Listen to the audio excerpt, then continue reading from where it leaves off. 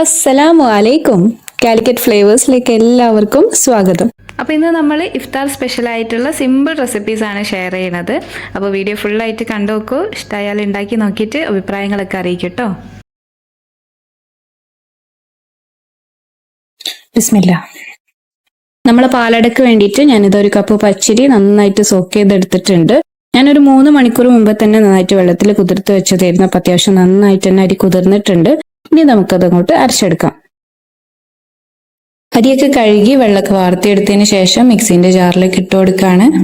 ഇനി ഇത് മുട്ട ചേർത്തിട്ടാണ് അരച്ചെടുക്കുന്നത്. പിന്നെ തണുപ്പോട് കൂടിയിട്ടുള്ള 2 വലിയ മുട്ടയാണ് ഞാൻ ഇപ്പോൾ എടുത്തിട്ടുള്ളത്. ചെറിയ മുട്ട ആണെങ്കിൽ ഒരു 3 വരെയൊക്കെ എടുക്കാം കേട്ടോ. ഇതിലേക്ക് ആവശ്യത്തിനുള്ള ഉപ്പും കൂടെ ചേർത്തിട്ട് നമുക്ക് നല്ല സ്മൂത്ത് ആയിട്ട് അങ്ങോട്ട് അരച്ചെടുക്കാം. ഇത് അരച്ചെടുക്കുമ്പോൾ മാവ് ചൂടാവാതിരിക്കാൻ പ്രത്യേകം ശ്രദ്ധിക്കണം. നമുക്ക് അരച്ചെടുക്കുന്ന സമയത്ത് ഇടക്കിടക്ക് മിക്സി ഒന്ന് നിർത്തി കൊടുത്തിട്ട് അരച്ചെടുക്കാം. ഇപ്പൊ ദാ അരിയൊക്കെ നന്നായിട്ട് അരച്ചെടുത്തിട്ടുണ്ട്. തരിയൊന്നും ഇല്ലാതെ നല്ല സ്മൂത്ത് പേസ്റ്റ് ആയിട്ട് അരച്ചെടുത്തിട്ടുണ്ട്. അപ്പൊ അത്യാവശ്യം നല്ല കട്ടിയിലാണ് നമ്മളെ ബാറ്റർ ഉള്ളത്. ഇത് നമുക്കൊന്ന് ലൂസാക്കി എടുക്കണം. അപ്പൊ അതിന് വേണ്ടിയിട്ട് ഞാൻ അതിലേക്ക് കുറച്ച് വെള്ളം ഒഴിച്ചു കൊടുക്കുകയാണ്. പിന്നെ ഈ വെള്ളത്തിന് പകരം നിങ്ങൾക്ക് വേണമെങ്കിൽ തേങ്ങാപ്പാൽ ഒഴിച്ചു കൊടുക്കാം കേട്ടോ. അപ്പൊ കുറച്ചുകൂടി നല്ല ഫ്ലേവർ ഉണ്ടാവും. നമുക്കിതൊന്ന് നന്നായിട്ട് മിക്സ് ചെയ്തെടുക്കാം. ഒരു ഹാൻഡ് വിസ്ക് ഉണ്ടെങ്കിൽ ഇതുപോലെ നന്നായിട്ടൊന്ന് പതപ്പിച്ചെടുത്താൽ നമുക്ക് നല്ല പാലട ഉണ്ടാക്കിയെടുക്കാൻ പറ്റും. അപ്പൊ നമ്മുടെ ബാറ്ററി ഇപ്പോഴും കുറച്ച് തിക്കായിട്ട് തന്നെയാണ് എനിക്ക് തോന്നുന്നത്. ഞാൻ ഇതിലേക്ക് കുറച്ചുകൂടെ വെള്ളം ചേർത്ത് കൊടുക്കുകയാണ്. അപ്പൊ മൊത്തം 1 കപ്പ് വെള്ളമാണ് ഞാൻ അതിലേക്ക് ചേർത്ത് കൊടുത്തിട്ടുള്ളത്. നിങ്ങൾ ചേർക്കുമ്പോൾ അളവിലൊക്കെ ചെറിയ മാറ്റം അങ്ങോട്ടും ഇങ്ങോട്ടൊക്കെ ഉണ്ടാവാം. ഒന്ന് ശ്രദ്ധിച്ചിട്ട് ചെയ്യാട്ടോ. നമുക്ക് നല്ല ലൂസായിട്ടുള്ള ബാറ്ററാണ് വേണ്ടത്. എന്നാലേ നമുക്ക് നല്ല സോഫ്റ്റ് ആയിട്ടുള്ള നല്ല നൈസായിട്ടുള്ള പാലട ഉണ്ടാക്കിയെടുക്കാൻ പറ്റുള്ളൂ. പിന്നെ ഇതുപോലെ നന്നായിട്ട് മിക്സ് ചെയ്തിട്ട് പതപ്പിച്ചെടുക്കുക. ഒരു വിസ്കോണ്ടോ അല്ലെങ്കിൽ നല്ലൊരു ഫോർക്കോ സ്പൂണോ എന്തെങ്കിലും യൂസ് ചെയ്തിട്ട് നന്നായിട്ട് പതപ്പിച്ചെടുക്കുക. നമ്മൾ ഓരോ പ്രാവശ്യം അട ഉണ്ടാക്കുന്ന സമയത്തും, അതായത് ഓരോ പ്രാവശ്യം പാനിലേക്ക് ഒഴിച്ചു കൊടുക്കുന്ന സമയത്തും ഇതുപോലെ അടിച്ച് പതപ്പിച്ചെടുത്തതിന് ശേഷം വേണം പാനിലേക്ക് ഒഴിച്ചു കൊടുക്കാൻ. ഇനി നമുക്ക് അട ചുട്ടെടുക്കാൻ വേണ്ടിയിട്ട് ഒരു പാൻ അടുപ്പത്ത് വെച്ചിട്ട് ചൂടാക്കി എടുക്കാം. നല്ല വക്കുള്ള പാൻ എടുക്കുന്നതാണ് കേട്ടോ ഈ അട ഉണ്ടാക്കാൻ ഏറ്റവും നല്ലത്. ഒരു മീഡിയം ടു ലോ ഫ്ലെയിമിൽ വെച്ചിട്ട് പാൻ ഒന്ന് ചൂടായതിനു ശേഷം നമുക്കൊരു അരക്കൈയിൽ മാവ് ഒഴിച്ചിട്ട് ഇതുപോലെ അങ്ങോട്ട് ചുറ്റിച്ചെടുക്കാം. നമ്മൾ മാവ് ഒഴിച്ചു കൊടുക്കുന്ന അതേ സമയം തന്നെ പാൻ ചുറ്റിച്ചെടുക്കണം. പെട്ടെന്ന് തന്നെ ചെയ്യണം, അല്ലെങ്കിൽ പെട്ടെന്ന് മാവ് വെന്ത് പോവും. പിന്നെ നമുക്ക് നല്ല നൈസായിട്ട് പരത്തിയെടുക്കാൻ പറ്റൂല. ഇപ്പതാ നമ്മളെ ഫസ്റ്റ് അട ഇവിടെ റെഡി ആയിട്ടുണ്ട്. കണ്ടോ, അരികൊക്കെ ഇങ്ങനെ വിട്ട് വരാൻ തുടങ്ങിയിട്ടുണ്ട്. ഇനി ഇത് നമുക്ക് കൈകൊണ്ട് തന്നെ 2ആയി മടക്കിയെടുത്തതിന് ശേഷം ഒരു ചൂടാറാത്ത പാത്രത്തിലേക്ക് മാറ്റാം. അതായത് ഒരു കാസ്ട്രോളിലേക്ക് വെക്കാം. ഇത് പുറത്ത് വെച്ചാൽ ഉണങ്ങി ഡ്രൈ ആയി പോവും. അപ്പൊ നല്ല ചൂടാറാത്ത പാത്രത്തിലേക്ക് വെക്കുന്നതാണ് നല്ലത്. കണ്ടോ, നല്ല ടിഷ്യൂ പേപ്പർ പോലെ അത്രയ്ക്ക് നൈസായിട്ടുള്ള അടയാണിത്. എത്ര നൈസായിട്ട് ഉണ്ടാക്കുന്ന അത്രയും ടേസ്റ്റ് ആണ് ഇതിന്. ഇനി നമുക്ക് ഇതുപോലെ തന്നെ ബാക്കിയുള്ളതും കൂടെ ഉണ്ടാക്കിയെടുക്കാം. എന്നിട്ട് ഇതിന്റെ കൂടെ കഴിക്കാനുള്ള പാലും പഴം കൂടെ റെഡിയാക്കി എടുക്കാം.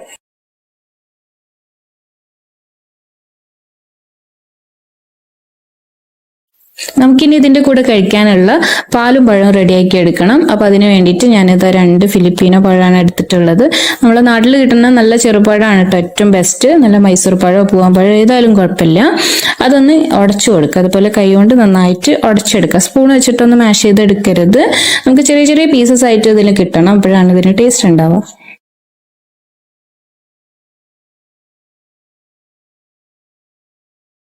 ഇതിലേക്ക് ഇനി 2 നുള്ളു ഉപ്പും പിന്നെ മധുരത്തിന് ആവശ്യമായിട്ടുള്ള അത്ര പഞ്ചസാരയും ചേർത്ത് കൊടുക്കാം. പഞ്ചസാരന്റെ അളവൊക്കെ നമ്മളെ പഴത്തിന്റെ മധുരത്തിനനുസരിച്ചിട്ടിരിക്കും. പഴം നല്ല മധുരം ഉണ്ടെങ്കിൽ കുറച്ച് പഞ്ചസാര ചേർത്താൽ മതിയാവും കേട്ടോ. ഒരു അരമുറി തേങ്ങന്റെ പാലും കൂടെ ഒഴിച്ചു കൊടുത്ത് മിക്സ് ചെയ്തെടുത്താൽ നമ്മളെ പഴം പാല് കഴിഞ്ഞതും കൂടെ റെഡിയായി. ഇനി ഇതുപോലെ ഒരു അട എടുക്കുക. അതിന്റെ മേലെ കുറച്ച് പാലും അങ്ങോട്ട് ഒഴിച്ചു കൊടുക്കുക. ഇനി ഇത് രണ്ടും മിക്സ് ചെയ്തെടുത്തിട്ടാണ് നമ്മൾ കഴിക്കുക.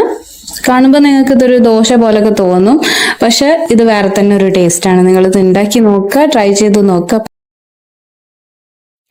ബിസ്മില്ലാ. അപ്പൊ നമുക്ക് നമ്മൾ സ്പെഷ്യൽ മുട്ടപ്പത്തിരി ഉണ്ടാക്കാൻ തുടങ്ങാം അല്ലേ. ആദ്യം തന്നെ നമുക്ക് പൊടി ഒന്ന് കുഴച്ചെടുക്കാം. അപ്പൊ അതിന് വേണ്ടിയിട്ട് ഇതാ ഞാൻ 1 കപ്പ് മൈദയാണ് എടുത്തിട്ടുള്ളത്. 1 കപ്പ് എന്ന് പറയുമ്പോൾ മൈദ ഇങ്ങനെ കുമിച്ചെടുത്തിട്ടുണ്ട് കേട്ടോ, വടിച്ചിട്ടല്ല എടുത്തിട്ടുള്ളത്. അപ്പൊ ഇതൊരു പാത്രത്തിലേക്ക് ഇട്ട് കൊടുക്കാം. ഇനി നമ്മൾ പൊടിയിലേക്ക് ആവശ്യത്തിനുള്ള ഉപ്പും പിന്നെ ഒരു 1/2 ടീസ്പൂൺ നെയ്യോ അല്ലെങ്കിൽ ഓയിലോ ചേർത്തിട്ട് ഇതെല്ലാം കൂടെ നന്നായിട്ടൊന്ന് മിക്സ് ചെയ്തെടുക്കാം. നമുക്കിനി പൊടി കുഴച്ചെടുക്കാൻ വേണ്ടിയിട്ട് ഇളം ചൂടുള്ള വെള്ളമാണ് വേണ്ടത്. അപ്പോൾ ആവശ്യത്തിന് വെള്ളം ഒഴിച്ചിട്ട് നന്നായിട്ട് കുഴച്ചെടുക്കുക. പിന്നെ പൊടി കുഴച്ചെടുക്കുമ്പോൾ പ്രത്യേകം ശ്രദ്ധിക്കുക. ഞാൻ എല്ലാ വീഡിയോയിലും പറയുന്ന പോലെ തന്നെ നമ്മളെ പത്തിരിക്കൊക്കെ പൊടി കുഴച്ചെടുക്കുന്ന പോലെ നന്നായിട്ട് ടൈറ്റായിട്ട് കുഴച്ചെടുക്കുക. എന്നിട്ട് അത് കുഴച്ചിട്ട് വേണം നമ്മൾ സോഫ്റ്റ് ആക്കി എടുക്കാൻ. പിന്നെ നമ്മളിതിൽ നെയ്യും ചൂടുവെള്ളമൊക്കെ ചേർത്തിട്ടാണല്ലോ കുഴച്ചെടുക്കുന്നത്. അപ്പോൾ പെട്ടെന്ന് ലൂസായി പോകാനുള്ളൊരു ചാൻസ് ഉണ്ട്. അതുകൊണ്ട് കുറച്ചായിട്ട് വെള്ളം ചേർത്തിട്ട് കുഴച്ചെടുക്കാം. മാവ് ലൂസായിട്ട് കുഴച്ചെടുക്കുമ്പോഴാണ് നമ്മൾ പൊരിച്ചെടുക്കുമ്പോൾ എണ്ണ പിടിക്കുന്ന പ്രശ്നങ്ങളൊക്കെ വരാം. അപ്പോൾ ആ കാര്യങ്ങളൊക്കെ ഒന്ന് ശ്രദ്ധിക്കാം കേട്ടോ. അപ്പോൾ നമ്മൾ ഈ ഒരു സോഫ്റ്റ്നെസ്സിലാണ് മാവ് കുഴച്ചെടുത്തിട്ടുള്ളത്. വല്ലാതെ സോഫ്റ്റും അല്ല, എന്നാൽ വല്ലാതെ ഹാർഡും അല്ലാത്തൊരു രീതിയിൽ. ഇനി ഇതിവിടെ മൂടി വെക്കാം. ഇനി നമ്മളെ പത്തിരിൻ്റെ ഫില്ലിങ് റെഡിയാക്കി എടുക്കാൻ വേണ്ടിയിട്ട് ഒരു മീഡിയം സൈസിലുള്ള ഉള്ളി എടുത്തിട്ടുണ്ട്. പിന്നെ ഒരു 3-4 പച്ചമുളക് എടുത്തിട്ടുണ്ട്. പച്ചമുളകൊക്കെ നിങ്ങളെ എരിവിനനുസരിച്ചിട്ട് എടുക്കാം കേട്ടോ. അത്യാവശ്യം എരിവ് വേണം, എന്നാലാണ് ഈ പത്തിരി ടേസ്റ്റ് ഉണ്ടാവുക. പിന്നെ കുറച്ച് കറിവേപ്പിൻ്റെ ഇല എടുത്തിട്ടുണ്ട്. പിന്നെ മല്ലിയില ഉണ്ടെങ്കിൽ അതും കൂടി എടുക്കാം. ഇനി ഇതെല്ലാം നല്ല പൊടിയായിട്ട് അങ്ങോട്ട് കൊത്തി അരിഞ്ഞെടുക്കാം. നമുക്കിനി 3 മുട്ട വേണം. അതൊരു പാത്രത്തിലേക്ക് പൊട്ടിച്ച് വയ്ക്കാം.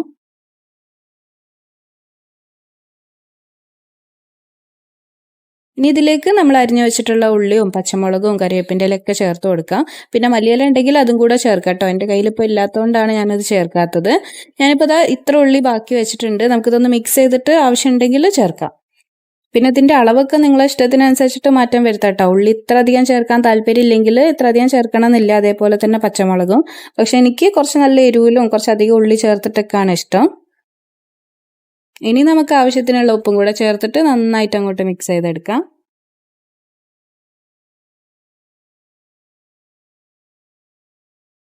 അപ്പോൾ നമ്മൾ നന്നായിട്ട് മിക്സ് ചെയ്തെടുത്തിട്ടുണ്ട്. ബാക്കിയുള്ള ഉള്ളിയും കൂടെ ചേർക്കാമെന്ന് വിചാരിക്കണം. ഉള്ളി അധികമായിട്ടൊന്നുമില്ല, അപ്പോൾ അതും കൂടെ ചേർക്കാണ്. അങ്ങനെ നമ്മളെ മിക്സിംഗ് ഒക്കെ കഴിഞ്ഞു. നമ്മളെ ഫില്ലിങ് ഇവിടെ റെഡി ആയിട്ടുണ്ട്. അപ്പോൾ ഇങ്ങനെയാണ് കേട്ടോ നമ്മുടെ ഫില്ലിങ് ഉള്ളത്. ഇനി നമ്മളെ മാവ് ഒരു 5 ഉരുളകളാക്കി എടുത്തിട്ടുണ്ട്. നമ്മൾ പൂരിക്കൊക്കെ എടുക്കുന്നതിനേക്കാളും കുറച്ചുകൂടെ വലുപ്പത്തിലാണ് എടുത്തിട്ടുള്ളത്. ഇനി ഇത് നമുക്ക് പരത്തി വെക്കാം. ഇനി ഒരു ഉരുള എടുത്തിട്ടുണ്ട്. ഇത് നമുക്ക് നന്നായിട്ട് അങ്ങോട്ട് പരത്തിയെടുക്കാം. പിന്നെ ഇതിൻ്റെ ഷേപ്പൊന്നും പ്രശ്നമാക്കേണ്ട കാര്യമില്ല കേട്ടോ. അത് നമുക്ക് മടക്കി പരത്താനുള്ളതാണ്.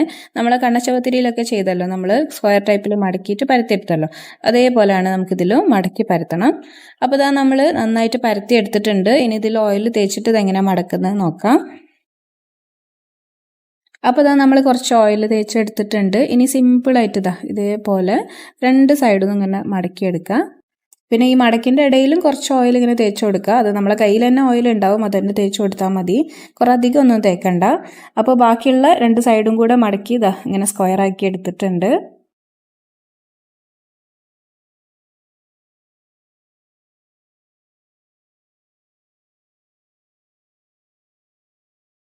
അപ്പോൾ ആദ്യം എല്ലാ ഉരുളകളും ഇതുപോലെ അങ്ങോട്ട് മടക്കി വെക്കാം. ഇനി നമ്മൾ മടക്കി വെച്ച പത്തിരിയിൽ നിന്ന് ഒന്ന് എടുത്തിട്ട് ഇതുപോലെ വെച്ച് കൊടുക്കാം. നമ്മൾ ആ മടക്കുള്ള ഭാഗം അടിയിലാക്കിയിട്ട് വെക്കാം കേട്ടോ. പിന്നെ സ്ക്വയർ ഷേപ്പിൽ വെക്കാതെ ഒരു ഡയമണ്ട് ഷേപ്പിൽ വെച്ചിട്ട് പരത്തി കൊടുക്കുക. അപ്പോൾ ഇങ്ങനെ പരത്തുമ്പോൾ കുറച്ചുകൂടെ നല്ല ഷേപ്പിൽ വരുന്നതായിട്ടാണ് എനിക്ക് തോന്നിയിട്ടുള്ളത്. അപ്പോൾ നിങ്ങൾ ചെയ്ത് നോക്കൂ കേട്ടോ.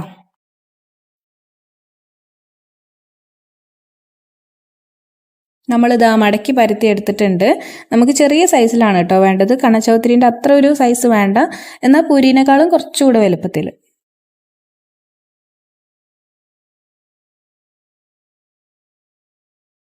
അപ്പോൾ നമ്മൾ 5 പത്തിരികളും ഇതുപോലെ തന്നെ അങ്ങോട്ട് മടക്കി പരത്തി വെക്കാം. ഇനി നമ്മൾ പൊരിച്ചെടുക്കാൻ വേണ്ടിയിട്ട് ഒരു ചീനച്ചട്ടിയിൽ കുറച്ച് ഓയിൽ ഒഴിച്ചിട്ടുണ്ട്. പിന്നെ പ്രത്യേകം ശ്രദ്ധിക്കേണ്ട ഒരു കാര്യമുണ്ട്, നല്ല വെയിറ്റ് ഉള്ള ഇതുപോലത്തെ ഇരുമ്പിൻ്റെ ചട്ടിയൊക്കെ എടുക്കുന്നതാണ് കുറച്ചുകൂടെ നല്ലത്. കാരണം നമുക്കിതിൽ കുറച്ച് കലാപരിപാടികളൊക്കെ ഉണ്ട്. അപ്പോൾ സ്റ്റൗവിൽ നിന്ന് ഇളകി പോവാത്ത, മറിഞ്ഞു പോവാത്ത, അത്യാവശ്യം കുഴിയുള്ള നല്ല വെയിറ്റ് ഉള്ള ചീനച്ചട്ടി തന്നെ എടുക്കാൻ ശ്രദ്ധിക്കാം. ഇപ്പോൾ എണ്ണ നന്നായിട്ട് ചൂടായിട്ടുണ്ട്. ഇനി ഇതിലേക്ക് നമുക്കൊരു പത്തിരി ഇട്ട് കൊടുക്കാം. പിന്നെ നമ്മളെ മടക്കില്ലാത്ത ഭാഗം, അതായത് നമ്മൾ പരത്തിയ ആ ഭാഗം മുകളിൽ വരുന്ന രീതിയിൽ വേണം നമ്മളിത് എണ്ണയിലേക്ക് ഇട്ട് കൊടുക്കാൻ. പിന്നെ ഇത് പൊരിച്ചെടുക്കുമ്പോൾ എണ്ണ ഓവറായിട്ട് ചൂടുണ്ടാവരുത് കേട്ടോ. ഇതിങ്ങനെ പൊള്ളി തുടങ്ങുമ്പോൾ പിന്നെ നമ്മൾ നല്ല ലോ ഫ്ലെയിമിലേക്ക് മാറ്റിയിട്ടിട്ട് വേണം മറിച്ചിട്ട് കൊടുക്കാൻ. അപ്പോൾ നന്നായിട്ട് പൊള്ളി വരുന്നുണ്ട്. ഇനി നമുക്കിത് തിരിച്ചിട്ട് കൊടുക്കാം. പിന്നെ ഈ പത്തിരീൻ്റെ കളർ കണ്ടോ, ഇത് ഓവറായിട്ട് കുക്കായിട്ടൊന്നുമില്ല. നമ്മൾ തിരിച്ചിട്ട് ആ ഭാഗം കുക്ക് ചെയ്തെടുക്കല്ല വേണ്ടത്. നമുക്കിതിൻ്റെ ഉള്ളിലേക്ക് പെട്ടെന്ന് തന്നെ ഫില്ലിങ് ഒഴിച്ച് കൊടുക്കണം, എന്നിട്ട് വേണം ഇത് കുക്ക് ചെയ്തെടുക്കാൻ. ഇപ്പം നിങ്ങൾ കണ്ടല്ലോ, നമ്മളെ ഈ മടക്കൊക്കെ ഇങ്ങനെ പൊള്ളി വന്നിട്ടുണ്ട്. ഇനി ഈ ഭാഗത്ത് ചെറിയൊരു ഹോൾ ഉണ്ടാക്കിയിട്ട് നമുക്ക് അതിൻ്റെ ഉള്ളിലേക്ക് വേണം ഫില്ലിങ് ഒഴിച്ചു കൊടുക്കാൻ. ഇനി ഇതുപോലെ നമുക്ക് ഫില്ലിങ് ഉള്ളിലേക്ക് ഒഴിച്ചു കൊടുക്കാൻ പറ്റിയ രീതിയിൽ ഒരു സ്പൂൺ കൊണ്ട് ചെറിയൊരു ഹോൾ ഉണ്ടാക്കി കൊടുക്കാം. ഇനി ഇതാ നല്ലോണം ശ്രദ്ധിച്ചോളൂ, പെട്ടെന്ന് തന്നെ ഇതിൻ്റെ ഉള്ളിലേക്ക് ഫില്ലിങ് ഒഴിച്ചു കൊടുക്കണം. ഒഴിച്ചു കൊടുത്ത ഉടനെ തന്നെ നമ്മളിത് എണ്ണയിലേക്ക് ഇട്ട് കൊടുക്കുക. അതേ സമയം തന്നെ ആ ഒരു ഭാഗം ഉണ്ടല്ലോ, നമ്മൾ ഓപ്പൺ ചെയ്ത ആ ഭാഗം ചെറുതായിട്ടൊന്ന് പ്രസ് ചെയ്ത് കൊടുക്കുകയും ചെയ്യുക, അല്ലെങ്കിൽ ഇതിൻ്റെ ഉള്ളിലേക്ക് എണ്ണ കയറിപ്പോവും. അപ്പോൾ കുക്കായി കഴിഞ്ഞാൽ പിന്നെ എണ്ണ കയറിപ്പോവില്ല. പിന്നെ ആദ്യമായിട്ടൊക്കെ ഉണ്ടാക്കുമ്പോൾ കുറച്ച് ബുദ്ധിമുട്ടൊക്കെ ഉണ്ടാവും. ഒന്ന് പ്രാക്ടീസ് ആയി കഴിഞ്ഞാൽ പിന്നെ നല്ല എളുപ്പമാണ്. പിന്നെ ഇത് കുറച്ച് ഫാസ്റ്റ് ആയിട്ട് ചെയ്യേണ്ട കാര്യമാണ്. നമ്മൾ ഈ ഫില്ലിങ് ഒഴിച്ചു കൊടുത്ത ഉടനെ തന്നെ എണ്ണയിലേക്ക് ഇട്ട് കൊടുക്കണം, അല്ലെങ്കിൽ മറ്റേ സൈഡിൽ കൂടെ ഫില്ലിങ് പുറത്തേക്ക് പോകും. ഇനി ഈ സൈഡ് കുറച്ച് നേരം ഒന്ന് കുക്ക് ചെയ്തെടുക്കണം. അതായത് നമ്മൾ ഉള്ളിലുള്ള ഫില്ലിങ്ങും കുക്ക് ആവണം, പിന്നെ ആ പത്തിരിൻ്റെ ആ സൈഡും കുക്കായി കിട്ടണം. അപ്പോൾ ഒരു മീഡിയം ഫ്ലെയിമിലേക്ക് മാറ്റിയിട്ട് നന്നായിട്ട് കുക്ക് ചെയ്തെടുക്കുക. അതിനുശേഷം മറ്റേ സൈഡിലേക്ക് തിരിച്ചിട്ട് കൊടുക്കുക. ഇപ്പോൾ ഇതാ നമ്മുടെ പത്തിരി തിരിച്ചും മറിച്ചൊക്കെ ഇട്ടിട്ട് നല്ലോണം കുക്കായിട്ടുണ്ട്, നല്ല ക്രിസ്പി ആയിട്ടുണ്ട്, നല്ല കളറായി വന്നിട്ടുണ്ട്. ഇനി ഇത് നമുക്ക് എണ്ണയൊന്നും കോരി മാറ്റാം. അപ്പോൾ അതാ ഒന്നും കൂടെ ശ്രദ്ധിച്ചോളൂ, മീഡിയം ഫ്ലെയിമിൽ വെച്ചിട്ട് പൊള്ളി വന്ന ഉടനെ തന്നെ മറിച്ചിട്ട് കൊടുക്കുക. മറിച്ചിടുന്ന സമയത്ത് ലോ ഫ്ലെയിമിലാക്കിയിട്ടുണ്ടാവണം. പിന്നെ ഒരു കാര്യം കൂടെ ശ്രദ്ധിക്കുക, നമ്മളിതിലേക്ക് ഫില്ലിങ് ഒഴിച്ചു കൊടുക്കുന്ന സമയത്ത് നമ്മളെ പത്തിരി ക്രിസ്പി ആയിട്ടുണ്ടാവരുത്. ക്രിസ്പി ആയി കഴിഞ്ഞാൽ പിന്നെ നമ്മൾ ഫില്ലിങ് ഒഴിച്ചു കൊടുക്കുമ്പോൾ ഈ പത്തിരി ഇങ്ങനെ പൊളിഞ്ഞു പോകും. അപ്പോൾ നന്നായിട്ട് നമുക്ക് ഫില്ലിങ് ഉള്ളിലേക്ക് ഒഴിച്ചു കൊടുക്കാൻ പറ്റില്ല. പിന്നെ നിങ്ങൾക്ക് ഇതിൻ്റെ ഫില്ലിങ്ങിൽ കുറച്ച് കുരുമുളകും ഇഞ്ചിയൊക്കെ ചതച്ചിട്ട് വേണമെങ്കിൽ ചേർക്കാം കേട്ടോ.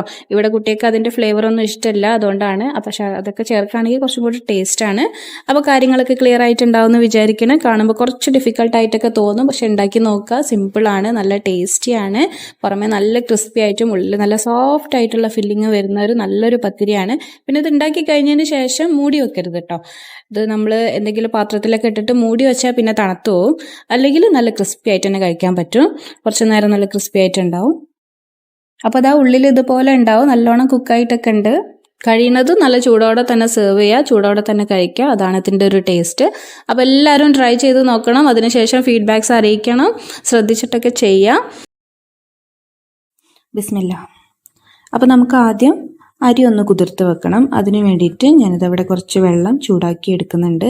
നമ്മളെ വെള്ളം അതാ ഇതുപോലെ ഇങ്ങനെ ബബിൾസ് വരാൻ തുടങ്ങുമ്പോൾ നമുക്ക് അടുപ്പ് ഓഫ് ചെയ്യാം. ഇനി ഇതിലേക്ക് അരി ചേർത്ത് കൊടുക്കാം. ഞാനിപ്പോൾ ഇവിടെ കുറുവ അരിയാണ് എടുത്തിട്ടുള്ളത്.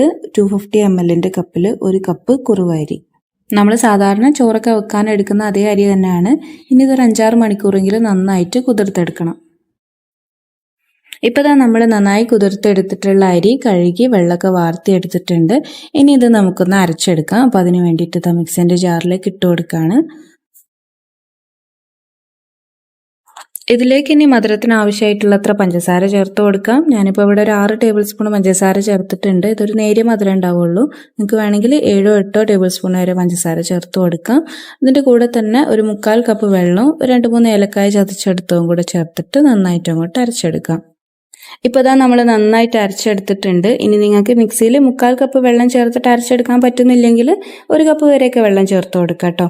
ഇനി ഇതിലേക്ക് ഒരു മുട്ടയും കൂടെ ചേർത്തിട്ട് നമുക്ക് ജസ്റ്റ് ഒന്ന് പൾസ് ചെയ്തെടുത്തിട്ട് വരാം. അരച്ചെടുത്തിട്ടുള്ള മാവ് നമുക്കിനി ഒരു പാത്രത്തിലേക്ക് മാറ്റാം. നമ്മളെ മാവ് ഇതാ ഈ ഒരു തിക്നെസ്സിലാണ് ഉള്ളത്. അപ്പോൾ നിങ്ങൾ അരച്ചെടുക്കുന്ന സമയത്ത് ഇനി വെള്ളം കൂടുതൽ ചേർത്തിട്ട് അരച്ചെടുത്തതാണെങ്കിൽ നിങ്ങൾക്ക് 2-3 ടേബിൾ സ്പൂൺ വരെ മൈദ ചേർത്ത് കൊടുത്തിട്ട് നമ്മൾ ഈ ബാറ്ററിൻ്റെ കൺസിസ്റ്റൻസി ഒന്ന് റെഡിയാക്കി എടുക്കുക. അപ്പോൾ മൈദ ചേർത്തിട്ട് ഒന്ന് പൊരിച്ചെടുക്കുമ്പോൾ കുറച്ചുകൂടെ ഒന്ന് സോഫ്റ്റ് ആയി കിട്ടും. ഞാൻ കുറച്ച് മൈദ ചേർക്കാൻ തന്നെയാണ് പ്രിഫർ ചെയ്യുന്നത്. ഇതിലേക്ക് 2 നുള്ളു ഉപ്പും കൂടെ ചേർത്തിട്ട് നന്നായിട്ട് അങ്ങോട്ട് മിക്സ് ചെയ്തെടുക്കാം. നമ്മളെ മാവിൻ്റെ കട്ടിയൊന്ന് പ്രത്യേകം ശ്രദ്ധിക്കുക. മാവ് വളരെ ലൂസായി പോയാൽ പൊരിച്ചെടുക്കുന്ന സമയത്ത് നല്ലോണം എണ്ണ പിടിക്കും കേട്ടോ. അപ്പോൾ ലൂസായിട്ടുണ്ടെങ്കിൽ കുറച്ച് മൈദൊക്കെ ചേർത്തിട്ട് തിക്കാക്കി എടുക്കുക. ഇനി നമ്മളിത് റെസ്റ്റ് ചെയ്യാൻ വേണ്ടിയിട്ട് മാറ്റി വെക്കുന്ന പരിപാടികളൊന്നുമില്ല. ഇത് നമ്മൾ നേരെ പൊരിച്ചെടുക്കാൻ പോവാണ്. അപ്പോൾ അതാ പൊരിച്ചെടുക്കാൻ വേണ്ടിയിട്ട് നമ്മൾ കുയ്യപ്പത്തിൻ്റെ ചട്ടി അടുപ്പത്ത് വെച്ചിട്ടുണ്ട്. അതായത് നമ്മൾ ഉണ്ണിയപ്പൊക്കെ പൊരിച്ചെടുക്കുന്ന അതേ ചട്ടി തന്നെ. ഇതിലേക്ക് നമുക്ക് ആവശ്യത്തിനുള്ള ഓയിൽ ഒഴിച്ചെടുക്കാം. മുഴുവനായിട്ട് ഒഴിച്ചെടുക്കേണ്ട ആവശ്യമില്ല, പകുതി മാത്രം ഓയിൽ ഒഴിച്ചെടുത്താൽ മതി. ഞാനിപ്പോൾ ഇവിടെ സാധാരണ സൺഫ്ലവർ ഓയിലാണ് പൊരിച്ചെടുക്കുന്നത്. നിങ്ങൾക്ക് വേണമെങ്കിൽ വെളിച്ചെണ്ണയിലും പൊരിച്ചെടുക്കുക, അപ്പോൾ കുറച്ചുകൂടെ നന്നായിരിക്കും. ഇനി ഒരു മീഡിയം ടു ഹൈ ഫ്ലെയിമിൽ വെച്ചിട്ട് എണ്ണ നന്നായിട്ടൊന്ന് ചൂടാക്കിയെടുക്കാം. ഇപ്പോൾ അത് എണ്ണയൊക്കെ നന്നായിട്ട് ചൂടായിട്ടുണ്ട്. ഇനി നമുക്ക് ഓരോ കുഴിയിലേക്കും കുറച്ച് മാവ് ഒഴിച്ചു കൊടുത്തിട്ട് അങ്ങോട്ട് പൊരിച്ചെടുക്കാം. അപ്പോൾ നിങ്ങൾ അടുപ്പിൻ്റെ ചൂടിനനുസരിച്ചിട്ട് ഒരു മീഡിയം ടു ഹൈ ഫ്ലെയിമിൽ വെച്ചിട്ട് പൊരിച്ചെടുക്കാം. ഞാനിപ്പോൾ ഫുൾ ഫ്ലെയിമിലിട്ടിട്ടാണ് പൊരിച്ചെടുക്കുന്നത്. നമ്മൾ മാവ് ഒഴിച്ചു കൊടുത്ത ഉടനെ തന്നെ കണ്ടോ നമ്മൾ അപ്പങ്ങളൊക്കെ നന്നായിട്ട് ഇങ്ങനെ പൊള്ളി വരാൻ തുടങ്ങിയിട്ടുണ്ട്. ഏകദേശം 1 മിനിറ്റ് കഴിഞ്ഞാൽ നമുക്കിത് തിരിച്ചു ഇട്ട് കൊടുക്കുക. അത് പെട്ടെന്ന് തന്നെ കുക്കായി കിട്ടും കേട്ടോ. പിന്നെ നല്ലൊരു കളറായി വന്നാൽ നമുക്കിത് എണ്ണയിൽ നിന്ന് അങ്ങോട്ട് കോരി മാറ്റാം.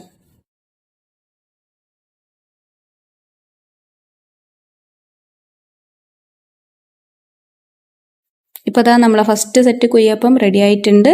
നമുക്കിത് എണ്ണയിൽ നിന്ന് അങ്ങോട്ട് കോരി മാറ്റാം. അങ്ങനത്തെ നമ്മളെ കുയ്യപ്പൊക്കെ ഇവിടെ റെഡി ആയിട്ടുണ്ട്. ഈ ഒരു മെഷർമെൻറ്റിൽ നമുക്കൊരു 25 അപ്പം വരെ ഉണ്ടാക്കിയെടുക്കാം കേട്ടോ. ഇനി നമുക്കിതൊന്ന് പൊളിച്ച് നോക്കാം. പുറമേക്ക് നല്ല ക്രിസ്പിയാണ്, ഉള്ളിലൊക്കെ നല്ല ആരെടുത്ത് വന്നിട്ടുണ്ട്, നല്ല സോഫ്റ്റാണ്. ഇനി കുറച്ച് മൈദ ചേർക്കുകയാണെങ്കിൽ ഇതിലും സോഫ്റ്റായി കിട്ടും, ചൂടാറിയാലും നല്ല സോഫ്റ്റായിട്ടിരിക്കും. അപ്പോൾ നിങ്ങൾ പൊരിക്കുമ്പോൾ മൈദ ചേർക്കാൻ താല്പര്യം ഉണ്ടെങ്കിൽ മൈദ ചേർത്തിട്ട് ഉണ്ടാക്കി നോക്കാം കേട്ടോ. ബിസ്മില്ലാ. നമുക്ക് ആദ്യം തന്നെ നമ്മൾ ചിക്കൻ ഒന്ന് മാരിനേറ്റ് ചെയ്തെടുക്കാം. ഞാനിവിടെ 200 ഗ്രാം ബോൺലെസ് ചിക്കൻ എടുത്തിട്ടുണ്ട്.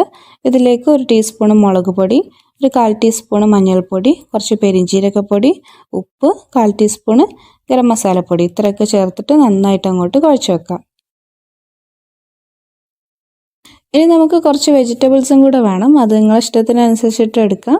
ഞാനിവിടെ കുറച്ച് ക്യാബേജും ക്യാരറ്റും ക്യാപ്സിക്കൊക്കെയാണ് എടുത്തിട്ടുള്ളത്. പിന്നെ ഒരു ഉള്ളിൻ്റെ പകുതിയും 2-3 പച്ചമുളകും 1-3-4 വെളുത്തുള്ളിയും എടുത്തിട്ടുണ്ട്.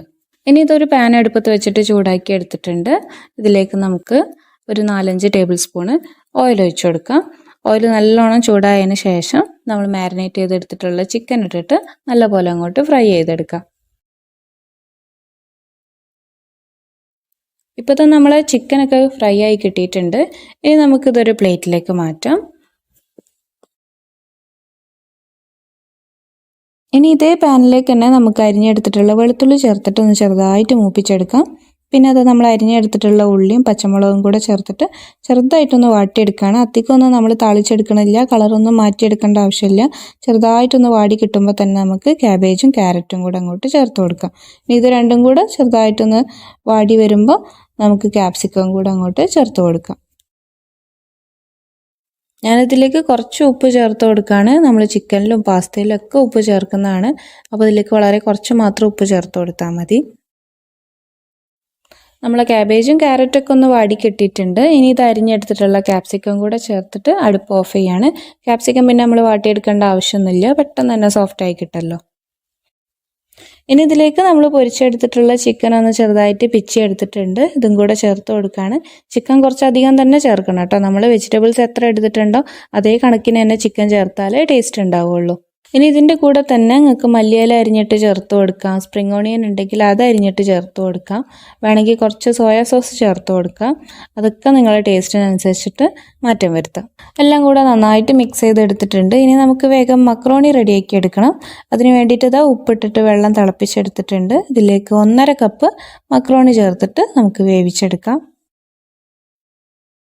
മക്രോണി ഒരു കറക്റ്റ് വേവായി കിട്ടിയാൽ നമുക്കിതൊന്ന് ഊറ്റിയെടുക്കാം. അതായത് നമ്മൾ വല്ലാതെ വേവിച്ച് അത് സോഫ്റ്റ് ആക്കി എടുക്കേണ്ട ആവശ്യമില്ല.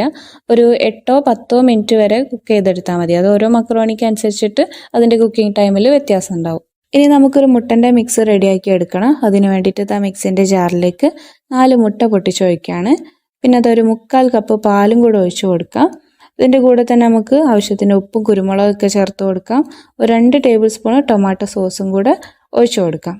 ഇതെല്ലാം കൂടെ നന്നായിട്ടൊന്ന് ബ്ലെൻഡ് ചെയ്തെടുത്താൽ നമ്മളെ മുട്ടൻ്റെ മിക്സ് റെഡിയായി. ഇനി നമ്മൾ ഈ ഒരു പാത്രത്തിലാണ് പോള റെഡിയാക്കി എടുക്കാൻ പോണത്. അപ്പോൾ ഇതിൽ നമുക്ക് കുറച്ച് ഓയിൽ ഒഴിച്ചിട്ട് നന്നായിട്ട് അങ്ങോട്ട് ഗ്രീസ് ചെയ്തെടുക്കാം. സൈഡിലും അടിയിലൊക്കെ നന്നായിട്ട് ഓയിൽ തേച്ച് കൊടുക്കാം.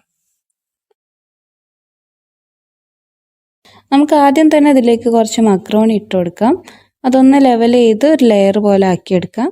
എന്നിട്ട് അതിൻ്റെ മുകളിൽ നമ്മൾ റെഡിയാക്കി വെച്ചിട്ടുള്ള ഫില്ലിങ് ഇട്ട് കൊടുക്കുക. ഫില്ലിങ് കുറച്ച് അധികം തന്നെ ഇട്ട് കൊടുക്കണം കേട്ടോ.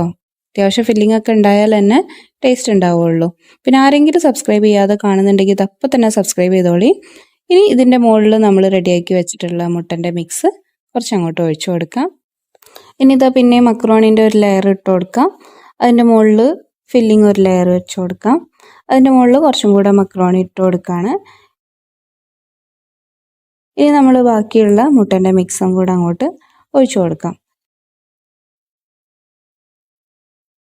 ഇതെല്ലാം കൂടെ നന്നായിട്ടൊന്ന് അമർത്തി കൊടുക്കാം. നന്നായിട്ട് ലെവൽ ചെയ്തെടുത്തതിന് ശേഷം നമുക്കിത് കുക്ക് ചെയ്തെടുക്കാം. ഇനി മൂടിക്കൊടുത്ത് നല്ല ലോ ഫ്ലെയിമിൽ വെച്ചിട്ട് ഒരു 35 മുതൽ 45 മിനിറ്റ് വരെ നമുക്ക് കുക്ക് ചെയ്തെടുക്കാം. ഇനി നമുക്കിതൊന്ന് മറിച്ചിട്ടിട്ട് ഒരു 5 മിനിറ്റും കൂടെ ഒന്ന് കുക്ക് ചെയ്തെടുക്കണം.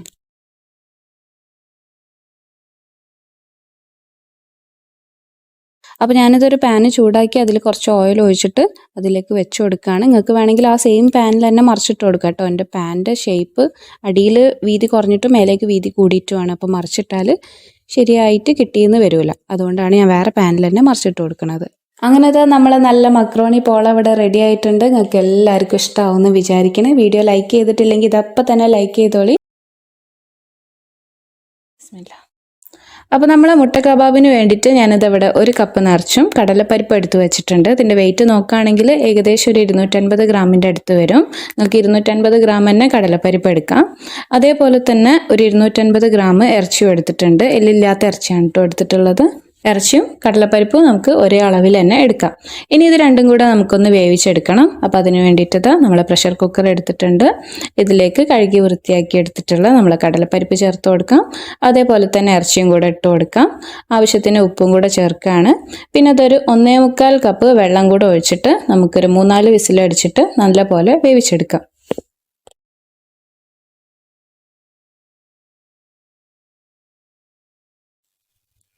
ഇനി ഇതൊരു മീഡിയം സൈസിലുള്ള ഉള്ളി എടുത്തിട്ടുണ്ട്. പിന്നെ അത് 2 പച്ചമുളക്, ഒരു 3 അല്ലി വെളുത്തുള്ളി എടുത്തിട്ടുണ്ട്. ഇതൊക്കെ നിങ്ങളുടെ ടേസ്റ്റിനനുസരിച്ചിട്ട് ഇതിൻ്റെ അളവിലൊക്കെ മാറ്റം വരുത്താം കേട്ടോ. ഇതെല്ലാം കൂടെ നമുക്ക് മിക്സിൻ്റെ ചെറിയ ജാറിലിട്ടിട്ട് ഒന്ന് നന്നായിട്ട് അരച്ചെടുക്കാം.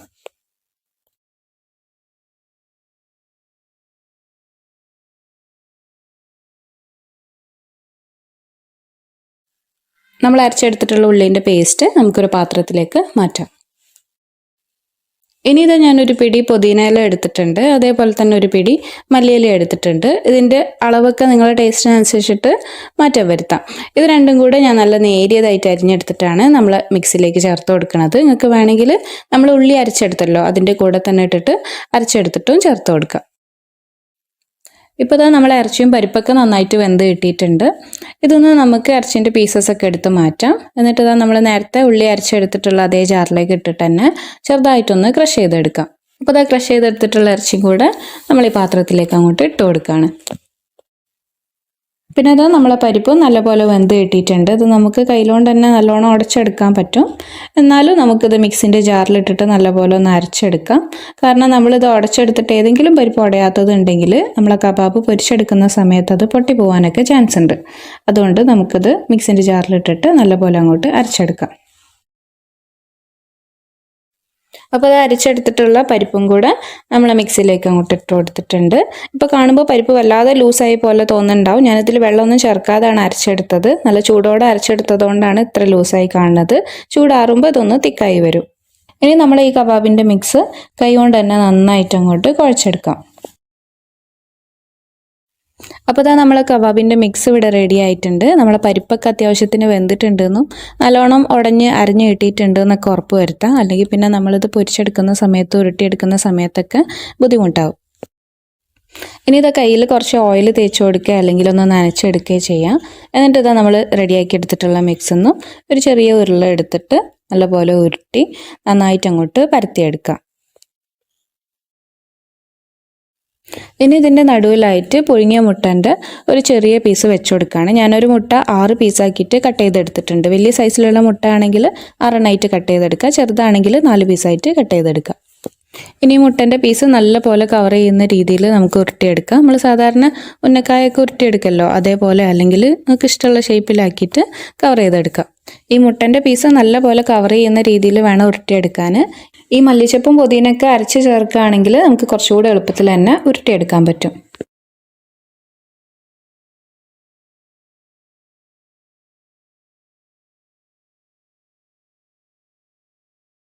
അപ്പോൾ നമ്മളിത് കബാബൊക്കെ നല്ലപോലെ ഉരുട്ടിയെടുത്തിട്ടുണ്ട്. ഈ ഒരു മെഷർമെൻറ്റിൽ നമുക്കൊരു 24 കബാബ് ഉണ്ടാക്കിയെടുക്കാൻ പറ്റും. അതായത് ഒരു 4 മുട്ട പുഴുങ്ങിയത് 6 പീസാക്കിയിട്ട് കട്ട് ചെയ്തെടുത്തിട്ട് 24 പീസ് കബാബ് ഉണ്ടാക്കിയെടുക്കാം. ഞാനിത് ഒരു പ്ലേറ്റിൽ കുറച്ച് അരിപ്പൊടി എടുത്തിട്ടുണ്ട്. ഇനി ഇത് നമ്മൾ ഉരുട്ടിയെടുത്തിട്ടുള്ള കബാബൊക്കെ അരിപ്പൊടിയിലൊന്നിങ്ങനെ റോൾ ചെയ്തെടുക്കണം. അപ്പോൾ ഇതാ നമ്മളെല്ലാ കബാബും അരിപ്പൊടിയിൽ റോൾ ചെയ്തെടുത്തിട്ടുണ്ട്. ഇനി ഇതാ 2 മുട്ട പൊട്ടിച്ച് വെച്ചിട്ടുണ്ട്. ഇതിൻ്റെ ഉണ്ണി ഞാൻ സെപ്പറേറ്റ് ചെയ്തെടുത്തിട്ടുണ്ട്. കാരണം നമ്മളിത് പൊരിച്ചെടുക്കുന്ന സമയത്ത് വല്ലാതെ പതഞ്ഞ് വരാതിരിക്കാൻ വേണ്ടിയിട്ടാണ്. ഇനി ഇതിലേക്ക് ആവശ്യത്തിനുള്ള ഉപ്പും കുറച്ച് കുരുമുളക് ക്രഷ് ചെയ്തെടുത്തതും കൂടെ ചേർത്ത് കൊടുക്കാം. എന്നിട്ട് ഇതാ നന്നായിട്ട് അങ്ങോട്ട് മിക്സ് ചെയ്ത് വെക്കാം. ഞാനിത് അവിടെ പ്ലേറ്റിൽ കുറച്ച് ബ്രെഡ് ക്രംസും പിന്നെ നമ്മൾ റെഡിയാക്കി വെച്ചിട്ടുള്ള മുട്ടൻ്റെ മിക്സും എടുത്ത് വെച്ചിട്ടുണ്ട്. ഇനി നമ്മൾ അരിപ്പൊടിയിൽ കോട്ട് ചെയ്ത് വെച്ചിട്ടുള്ള കബാബ് ഓരോന്നെടുത്ത് മുട്ടൻ്റെ മിക്സിൽ ഡിപ്പ് ചെയ്തെടുത്ത് ബ്രെഡ് ക്രംസിൽ നന്നായിട്ട് അങ്ങോട്ട് കോട്ട് ചെയ്തെടുക്കാം. നമ്മൾ ഒരു കൈ കൊണ്ട് കബാബ് മുട്ടൻ്റെ മിക്സിൽ മുക്കിയെടുത്ത് മറ്റേ കൈ കൊണ്ട് ബ്രെഡ് ക്രംസിൽ കോട്ട് ചെയ്തെടുക്കുകയാണെങ്കിൽ ഈ ബ്രെഡ് ക്രംസ് ഇങ്ങനെ കട്ട പിടിക്കുന്നതും കയ്യിൽ ഒട്ടി പിടിക്കുന്ന പ്രശ്നങ്ങളൊന്നും ഇല്ലാതെ നമുക്ക് പെട്ടെന്ന് തന്നെ ഈ പരിപാടി അങ്ങോട്ട് തീർക്കാം. അപ്പോൾ നമ്മളിത് ഉണ്ടാക്കിയെടുത്തതെന്ന് പകുതി കബാബൊക്കെ ഇങ്ങനെ കോട്ട് ചെയ്ത് വെച്ചിട്ടുണ്ട്. ഇനി ഇത് നമുക്ക് നേരെ ഫ്രീസറിലേക്ക് മാറ്റാം. ഒരു 15 മുതൽ 20 മിനിറ്റ് വരെ ഇത് നല്ലപോലെ ഒന്ന് തണുപ്പിക്കാൻ വെക്കാം. അങ്ങനെ ചെയ്താൽ നമ്മളിത് പൊരിച്ചെടുക്കുന്ന സമയത്ത് വല്ലാതെ ആ ബ്രെഡ് ക്രംസ് കരിഞ്ഞു പോവാതെ നമുക്ക് നല്ല രീതിയിൽ അങ്ങോട്ട് പൊരിച്ചെടുക്കാൻ പറ്റും. ഇനി ഇത് നമ്മളെ കബാബൊക്കെ പൊരിച്ചെടുക്കാൻ വേണ്ടിയിട്ട് ചീനച്ചട്ടിയിൽ എണ്ണ ഒഴിച്ച് ഒരു മീഡിയം ഫ്ലെയിമിൽ വെച്ചിട്ട് ചൂടാക്കി എടുത്തിട്ടുണ്ട്. ഇനി നമ്മൾ ആദ്യം അരിപ്പൊടിയിൽ കോട്ട് ചെയ്ത് വെച്ചിട്ടുള്ള കബാബ് ഓരോന്നെടുത്ത് ഈ മുട്ടൻ്റെ മിക്സിൽ ഒന്ന് ഡിപ്പ് ചെയ്തെടുത്തിട്ട് നേരെ നമുക്ക് പൊരിച്ചെടുക്കാം.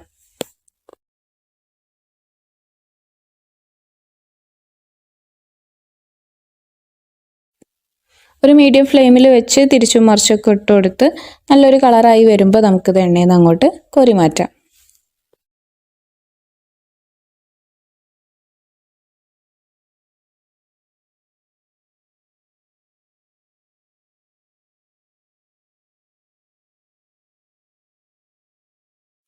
ഇനി നമുക്ക് ഇതേപോലെ തന്നെ നമ്മൾ നേരത്തെ ബ്രെഡ് ക്രംസിൽ കോട്ട് ചെയ്തെടുത്തിട്ടുള്ള കബാബൊക്കെ ഓരോന്നെടുത്തിട്ട് പൊരിച്ചെടുക്കാം.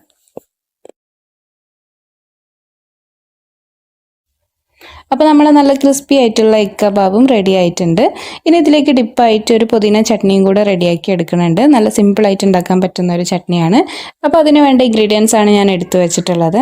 അപ്പോൾ നമുക്കൊരു പിടി പുതിനയില വേണം, പിന്നെ കുറച്ച് മല്ലിയില വേണം, ഒരു ചെറിയ കഷ്ണം ഇഞ്ചി എടുത്തിട്ടുണ്ട്, ഒരു 2 അല്ലി വെളുത്തുള്ളി, പിന്നെ എരിവിന് വേണ്ടിയിട്ട് ഒരു പച്ചമുളക് എടുത്തിട്ടുണ്ട്, പിന്നെ ഒരു വലിയ നാരങ്ങൻ്റെ 1/4 ഭാഗം എടുത്തിട്ടുണ്ട് കുറച്ച് പുളിക്ക് വേണ്ടിയിട്ട്, പിന്നെ അധികം പുളി ഇല്ലാത്ത തൈര് ഒരു 1-2 ടേബിൾ സ്പൂൺ ചേർക്കാം. ഇതിൻ്റെ കൂടെ നമുക്ക് ആവശ്യത്തിന് ഉപ്പും കൂടെ ചേർത്ത് കൊടുക്കണം. ഇനി ഇതൊരു മിക്സിൻ്റെ ജാറിലേക്ക് നമുക്ക് മല്ലിച്ചപ്പും പുതിനയൊക്കെ ഇട്ട് കൊടുക്കാം.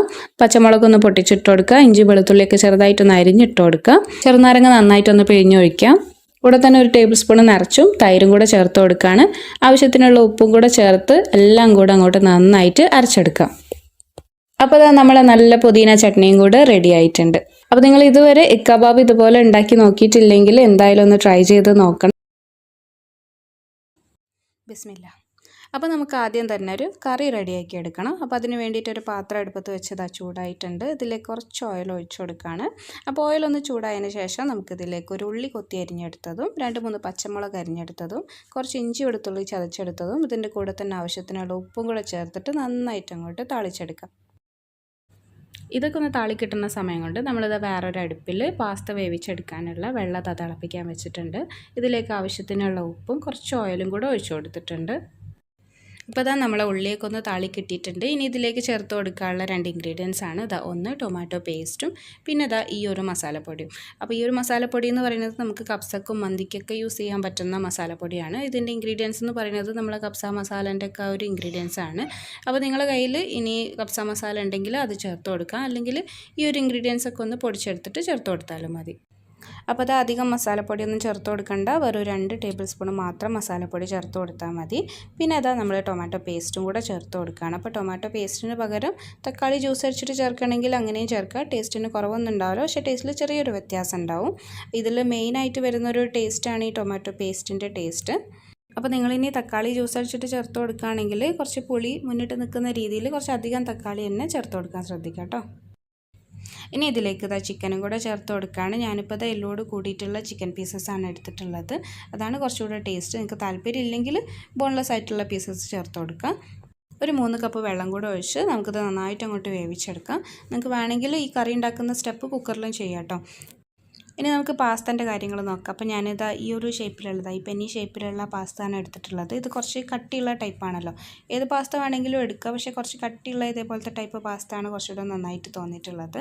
ഇതാകുമ്പോൾ പെട്ടെന്ന് അങ്ങോട്ട് ഉടഞ്ഞു പോകില്ല. ഇനി കുറച്ച് കട്ടി കുറഞ്ഞിട്ടുള്ള പാസ്തയൊക്കെ ആണെങ്കിൽ നിങ്ങൾ അതിനനുസരിച്ചിട്ട് കുക്കിംഗ് ടൈം ഒന്ന് കുറച്ചാൽ മതി. വെള്ളമൊക്കെ നന്നായിട്ട് തിളച്ചിട്ടുണ്ട്. ഇതിലേക്ക് നമുക്ക് പാസ്ത ഇട്ട് കൊടുക്കാം. എന്നിട്ട് ഇതൊരു പകുതി വേവാകുമ്പോൾ തന്നെ ഊറ്റിയെടുത്തിട്ട് നമുക്ക് കറിയിലേക്ക് ഇട്ട് കൊടുക്കണം. ഇപ്പോൾ ഇതാ നമ്മളെ പാസ്ത ഒക്കെ ആവശ്യത്തിന് വേവായി കിട്ടിയിട്ടുണ്ട്. നമ്മളെ കറി ഇത് അവിടെ റെഡിയായി കിട്ടിയിട്ടുണ്ട്. അപ്പോൾ ഞാൻ അടുപ്പ് ഓഫ് ചെയ്യാണ്. ഇനി ഇത് ഈ പാസ്ത ഊറ്റിയെടുത്തിട്ട് നമുക്ക് ഈ ചൂടുള്ള കറിയിലേക്ക് അങ്ങോട്ട് ഇട്ട് കൊടുക്കാം. ഇനി ഇതാ നന്നായിട്ടൊന്ന് മിക്സ് ചെയ്തെടുത്തിട്ട് നമുക്കൊരു അരമണിക്കൂർ ഈ ചൂടിൽ മൂടി വെക്കണം. ഞാനിപ്പോൾ അടുപ്പ് ഓഫ് ചെയ്തിട്ടുണ്ട് കേട്ടോ. പിന്നെ ഇതാ നന്നായിട്ട് ഗ്രേവിയും ഉണ്ട്. അപ്പോൾ ഒരു അരമണിക്കൂർ നമ്മൾ റെസ്റ്റ് ചെയ്യാൻ വേണ്ടിയിട്ട് മാറ്റി വെക്കുമ്പോൾ ഈ പാസ്തയിലേക്ക് ഈ ഗ്രേവിയൊക്കെ നന്നായിട്ട് പിടിച്ച് കിട്ടുകയും ചെയ്യും. നല്ല ഫ്ലേവർ ഉണ്ടാവുകയും ചെയ്യും. കറക്റ്റ് കുക്കായി കിട്ടുകയും ചെയ്യും. നല്ല ചൂടുള്ള കറിയിലേക്ക് തന്നെ പാസ്ത ചേർത്ത് കൊടുക്കാൻ പ്രത്യേകം ശ്രദ്ധിക്കാം കേട്ടോ. ഇതപ്പോൾ ഒരു അരമണിക്കൂർ കഴിഞ്ഞിട്ടുണ്ട്. നമ്മൾ പാസ്ത ഒക്കെ അത് ഉഷാറായിട്ട് ഇവിടെ റെഡി ആയിട്ടുണ്ട്. ഇതിലേക്ക് വേണമെങ്കിൽ നമുക്ക് കുറച്ച് മല്ലിയിലയും കൂടെ ചേർത്ത് കൊടുക്കാം. ഇനി ഇത് നല്ല ചൂടോട് കൂടി തന്നെ സെർവ് ചെയ്യുക. ചൂടാറിയാൽ അത്ര അങ്ങോട്ട് ടേസ്റ്റായിന്ന് വരില്ല. നല്ല ഫ്ലേവറുള്ള, നല്ല സോഫ്റ്റ് ആയിട്ടുള്ള, നല്ല സോസി ആയിട്ടുള്ള പാസ്ത ആണ്. വല്ലാതെ ഡ്രൈ ആക്കി എടുക്കരുത്. കുറച്ച് ആ ഒരു സോസും കൂടി കൂട്ടി കഴിക്കുമ്പോഴാണ് ടേസ്റ്റ്. അപ്പോൾ നിങ്ങളെല്ലാവരും തീർച്ചയായിട്ടും ട്രൈ ചെയ്ത് നോക്കുമെന്ന് വിചാരിക്കണം. അതേപോലെ തന്നെ നിങ്ങളുടെ അഭിപ്രായങ്ങളൊക്കെ അറിയിക്കുമെന്ന് വിചാരിക്കണം. അപ്പോൾ ഇൻഷാ അല്ലാഹ് ഇനി നമുക്ക് അടുത്ത റെസിപ്പി ആയിട്ട് കാണാം. അസ്സലാമു അലൈക്കും വറഹ്മത്തുള്ളാഹി.